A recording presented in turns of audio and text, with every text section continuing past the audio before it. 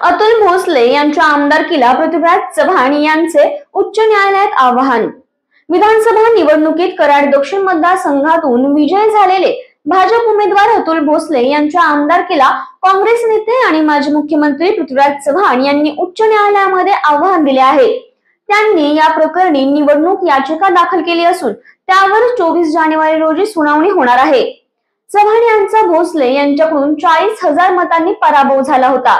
या मतदारसंघातील निवडणूक प्रक्रियेत नियमांचे उल्लंघन झाले आहे, तसेच मोठ्या प्रमाणात अनियमितता आढळून आल्याचा आरोप करून भोसले यांची आमदारकी रद्द करण्याची मागणी चव्हाण यांनी याचिकेद्वारे केली आहे।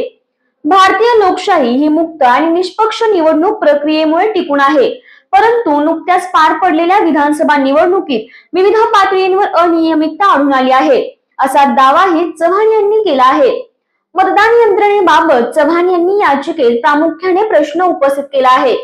निवडणूक काळात विरोधी पक्षाच्या उमेदवाराच्या समर्थकांकडून झालेल्या गैरव्यवहारांचे मुद्दे निवडणूक आयोगाकडे अनेक वेळा उपस्थित केले, तथापि या मुद्द्यांची योग्य पडताळणी केली गेली नाही किंवा ते गांभीर्याने घेतले गेले नाही। परिणामी निवडणूक प्रक्रिया मुक्त आणि निष्पक्ष वातावरणात झाली नाही, असा दावाही चव्हाण यांनी याचिकेत केला आहे। आपको कलेक्टर साहिबा के हाथों से इनामी घर मिल रहा है।